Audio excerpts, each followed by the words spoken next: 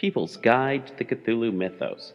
Welcome to one of our reading episodes while we are on hiatus. We're going to be on hiatus for a little bit, just getting ready for Season 8. And why not have some thoughts on H.P. Lovecraft's thoughts on supernatural fiction.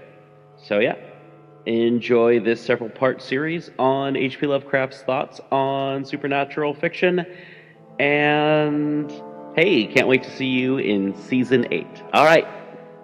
Thank you for listening to People's Guide to the Cthulhu Mythos, brought to you by BunnySlippers.com, FoundItemClothing.com. Get some cool Cthulhu slippers, and maybe, I don't know, a t-shirt from one of those problematic yet cult films from the 80s that you love so much, but probably haven't watched in the last few years.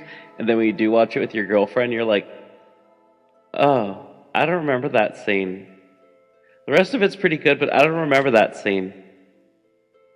FoundItemClothing.com, BunnySlippers.com. All right, let's get going. Section 9 of Supernatural Horror in Literature by Howard Phillips Lovecraft. This legamus recording may be distributed and adapted freely for any purpose. Read by Piotr Natter. The Weird Tradition in the British Isles. Recent British literature, besides including the 3 or 4 greatest fantasists of the present age, has been gratifyingly fertile in the element of the weird. Rudyard Kipling has often approached it, and has, despite the omnipresent mannerisms, handled it with indubitable mastery in such tales as The Phantom Rickshaw, The Finest Story in the World, The Recrudescence of Imre, and The Mark of the Beast. This latter is of particular poignancy.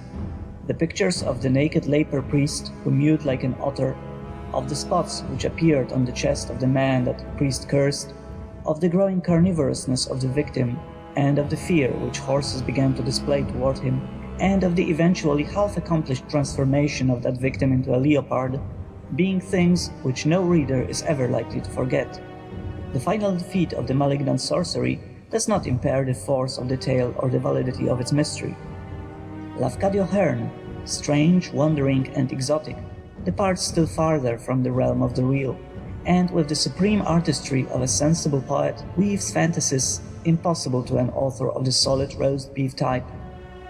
His Fantastics, written in America, contains some of the most impressive ghoulishness in all literature, whilst his Kwaidan, written in Japan, crystallizes with matchless skill and delicacy the eerie lore and whispered legends of that richly colorful nation.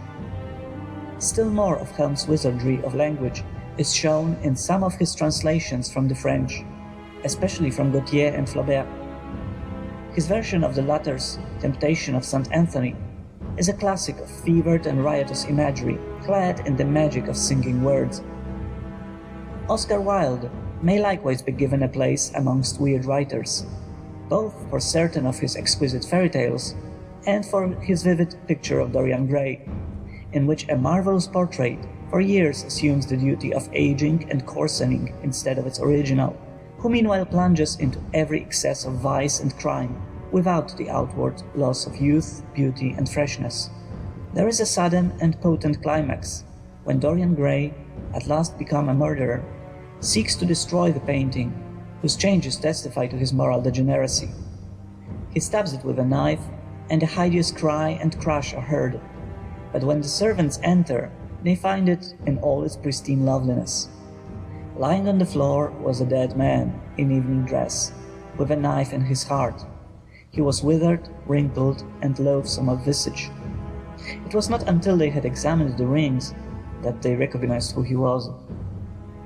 Matthew Phipps Shiel, author of many weird, grotesque, and adventurous novels and tales, occasionally attains a high level of horrific magic. Xelucia is a notoriously hideous fragment, but is excelled by Mr. Shiel's undoubted masterpiece, The House of Sounds, floridly written in the yellow 90s, and recast with more artistic restraint in the early 20th century. Ibis' story, in final form, deserves a place among the foremost things of its kind. It tells of a creeping horror and menace trickling down the centuries on a subarctic island off the coast of Norway, where, amidst the sweep of demon winds and the ceaseless din of hellish waves and cataracts, a vengeful dead man built a brazen tower of terror. It is vaguely like, yet infinitely unlike, Poe's Fall of the House of Usher. In the novel The Purple Cloud, Mr. Shield describes with tremendous power a curse which came out of the Arctic to destroy mankind, and which, for a time, appears to have left but a single inhabitant on our planet. The sensations of this lone survivor, as he realizes his position and roams through the corpse-littered, treasure-strewn cities of the world as their absolute master, are delivered with a skill and artistry falling little short of actual majesty. Unfortunately, the second half of the book, with its conventionally romantic element, involves a distinct letdown. Better known than Shield is the ingenious Bram Stoker, who created many starkly horrific conceptions in a series of novels whose poor technique sadly impairs their net effect. The Lair of the White Worm, dealing with a gigantic primitive entity that lurks in a vault beneath an ancient castle, utterly ruins a magnificent idea by a development almost infantile. The Jewel of Seven Stars, touching on a strange Egyptian resurrection, is less crudely written. But best of all is the famous Dracula, which has become almost the standard modern exploitation of the frightful vampire myth. Count Dracula, a vampire, dwells in a horrible castle in the Carpathians, but finally migrates to England with the design of populating the country with fellow vampires. How an Englishman fares within Dracula's stronghold of terrors, and how the dead fiend's plot of domination is at last defeated, are elements which unite to form a tale now justly assigned a permanent place in English letters. Dracula evoked many similar novels of supernatural horror, among which the best are perhaps The Beetle by Richard Marsh, Brood of the Witch Queen by Sax Rohmer, Arthur Sarsfield Ward, and The Door of the Unreal by Gerald Bliss. The latter handles quite dexterously the standard werewolf superstition. Much subtler and more artistic, and told with singular skill through the juxtaposed narratives of the several characters, is the novel Cold Harbor by Francis Brett Young, in which an ancient house of strange malignancy is powerfully delineated. The mocking and well-nigh omnipotent fiend, Humphrey Furnival, holds echoes of the Manfred Montoni type of early Gothic villain, but is redeemed from triteness by many clever individualities. Only the slight diffuseness of explanation at the close, and the somewhat too free use of divination as a plot factor, keep this tale from approaching absolute perfection. In the novel Witch Wood, John Buchan depicts with tremendous force a survival of the evil Sabbath in a lonely district of Scotland. The description of the Black Forest, with the evil stone, and of the terrible cosmic adumbrations when the horror is finally extirpated, will repay one for wading through the very gradual action and plethora of Scottish dialect. Some of Mr. Buchan's short stories are also extremely vivid in their spectral intimations.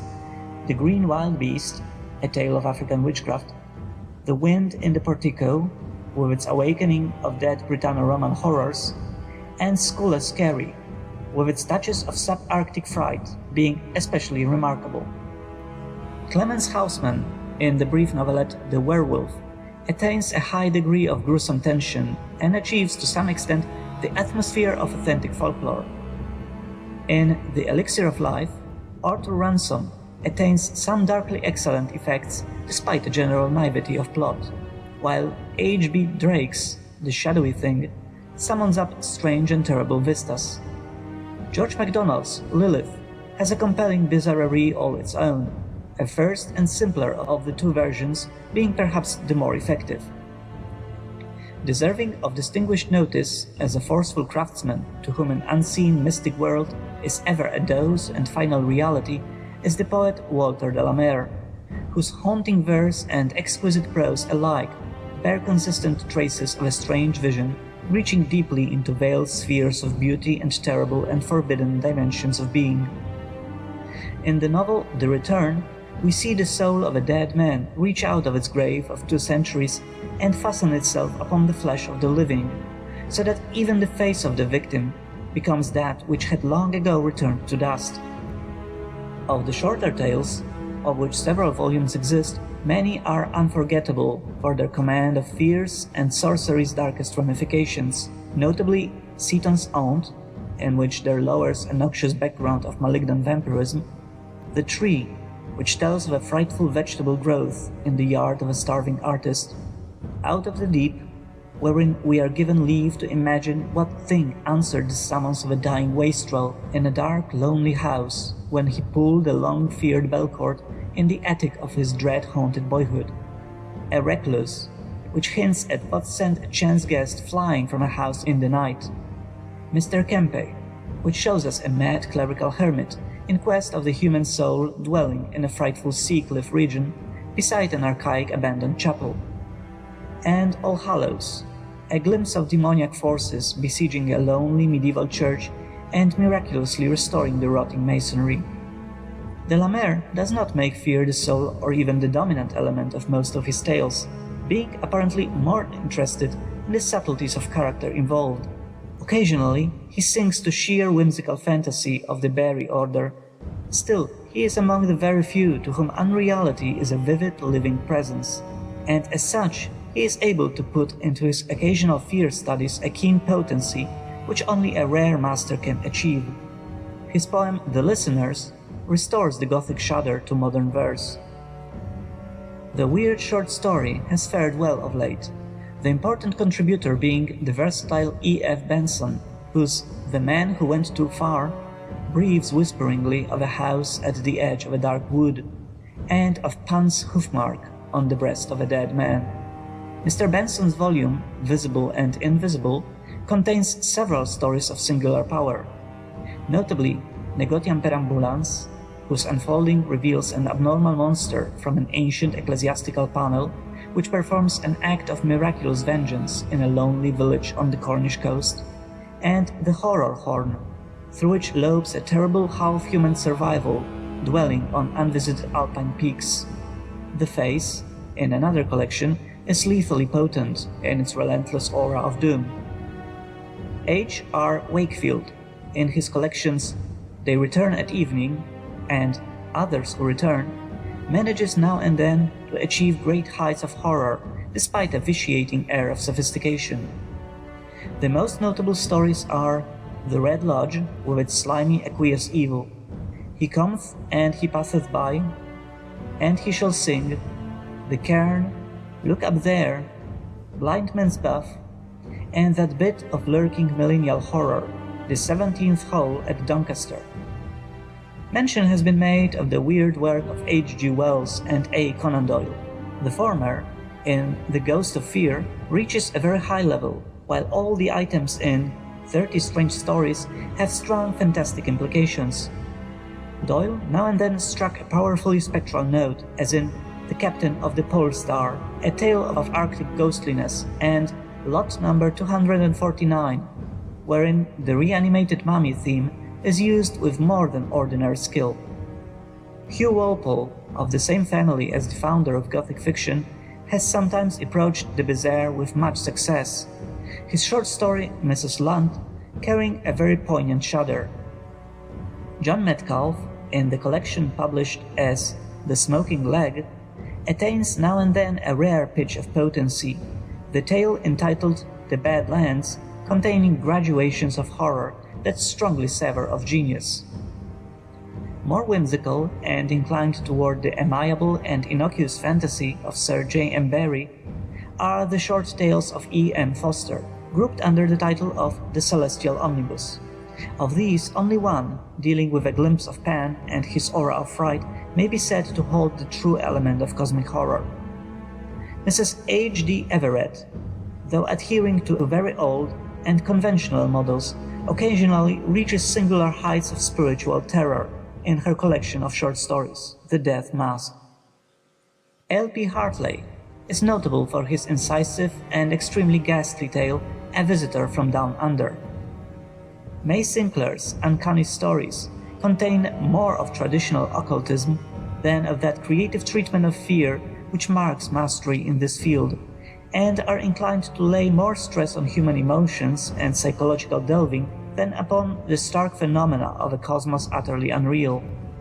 It may be well to remark here that occult believers are probably less effective than materialists in delineating the spectral and the fantastic, since to them the phantom world is so commonplace a reality that they tend to refer to it with less awe, remoteness, and impressiveness than do those who see in it an absolute and stupendous violation of the natural order. Of rather uneven stylistic quality, but vast occasional power in its suggestion of lurking worlds and beings behind the ordinary surface of life, is the work of William Hope Hodgson, known today far less than it deserves to be. Despite a tendency toward conventionally sentimental conceptions of the universe and of man's relation to it and to his fellows, Mr. Hodgson is perhaps second only to Algernon Blackwood in his serious treatment of unreality. Few can equal him in adumbrating the nearness of nameless forces and monstrous besieging entities through casual hints and insignificant details, or in conveying feelings of the spectral and the abnormal in connection with regions or buildings. In The Boats of the Glen Carrig, 1907, we are shown a variety of malign marvels and accursed unknown lands as encountered by the survivors of a sunken ship.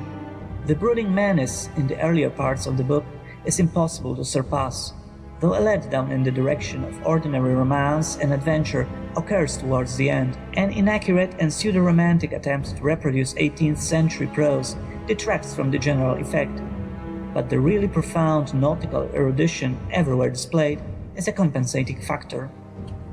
The House on the Borderland, 1908, perhaps the greatest of all Mr. Hodgson's works, tells of a lonely and evilly regarded house in Ireland, which forms a focus for hideous otherworld forces and sustains a siege by blasphemous hybrid anomalies from a hidden abyss below. The wanderings of the narrator's spirit through limitless light years of cosmic space and kalpas of eternity, and its witnessing of the solar system's final destruction, constitute something almost unique in standard literature, and everywhere there is manifest the author's power to suggest vague, ambushed horrors in natural scenery. But for a few touches of commonplace sentimentality, this book would be a classic of the first water. The Ghost Pirates, 1909, regarded by Mr. Hodgson as rounding out a trilogy with the two previously mentioned works, is a powerful account of a doomed and haunted ship on its last voyage, and of the terrible sea devils of quasi-human aspect and perhaps the spirits of bygone buccaneers that besiege it and finally drag it down to an unknown fate. With its command of maritime knowledge and its clever selection of hints and incidents suggestive of latent horrors in nature, this book at times reaches enviable peaks of power. The Nightland, 1912, is a long extended, 538 pages, tale of the Earth's infinitely remote future, billions of years ahead after the death of the Sun. It is told in a rather clumsy fashion, as the dreams of a man in the 17th century whose mind merges with its own future incarnation, and is seriously marred by painful verboseness, repetitiousness, artificial and nauseously sticky romantic sentimentality, and an attempt at archaic language, even more grotesque and absurd than that in Glen Carrig. Allowing for all its faults, it is yet one of the most potent pieces of macabre imagination ever written. The picture of a night-dead black planet with the remains of the human race concentrated in a stupendously vast mental pyramid and besieged by monstrous hybrid and altogether unknown forces of the darkness is something that no reader can ever forget. Shapes and entities of an altogether non-human and inconceivable sort, the prowlers of the black, man-forsaken and unexplored world outside the pyramid, are suggested and partly described with ineffable potency, while the Nightland landscape, with its chasms and slopes and dying volcanism, takes on an almost sentient terror beneath the author's touch. Midway in the book, the central figure ventures outside the pyramid on a quest through death-haunted realms untrod by man for millions of years, and in his slow, minutely described, day-by-day progress over unthinkable leagues of immemorial blackness, there is a sense of cosmic alienage, breathless mystery, and terrified expectancy unrivaled in the whole range of literature. The last quarter of the book drags woefully, but fails to spoil the tremendous power of the whole. Mr. Hodgson's later volume, Carnacki the Ghost Finder, consists of several longish short stories published many years before in magazines. In quality, it falls conspicuously below the level of the other books. We here find a more or less conventional stock figure of the infallible detective type, the progeny of M. Dupin and Sherlock Holmes, and the close kin of Algernon Blackwood's John Silence, moving through scenes and events badly marred by an atmosphere of professional occultism. A few of the episodes, however, are of undeniable power, and afford glimpses of the peculiar genius characteristic of the author. Naturally, it is impossible in brief sketch to trace out all the classic modern uses of the terror element. The ingredient must of necessity enter into all work, both prose and verse, treating broadly of life, and we are therefore not surprised to find a share in such writers as the poet Browning, whose Childe Roland to the Dark Tower came, is instinct with hideous menace, or the novelist Joseph Conrad, who often wrote of the dark secrets within the sea, and of the demoniac driving power of fate as influencing the lives of lonely and maniacally resolute men. Its trail is one of infinite ramifications, but we must here confine ourselves to its appearance in a relatively unmixed state, where it determines and dominates the work of art containing it. Somewhat separate from the main British stream is that current of weirdness in Irish literature which came to the fore in the Celtic Renaissance of the later 19th and early 20th century. Ghost and fairy lore have always been of great prominence in Ireland, and for over 100 years have been recorded by a line of such faithful transcribers and translators as William Carleton, T. Crofton Croker, Lady Wilde, mother of Oscar Wilde, Douglas Hyde, and W. B. Yeats. Brought to notice by the modern movement, this body of myth has been carefully collected and studied, and its salient features reproduced in the work of later figures like Yeats, J. M. Synge, A. E., Lady Gregory, Patrick Colum, James Stephens, and their colleagues. Whilst on the whole more whimsically fantastic than terrible, such folklore and its consciously artistic counterparts contain much that falls truly within the domain of cosmic horror.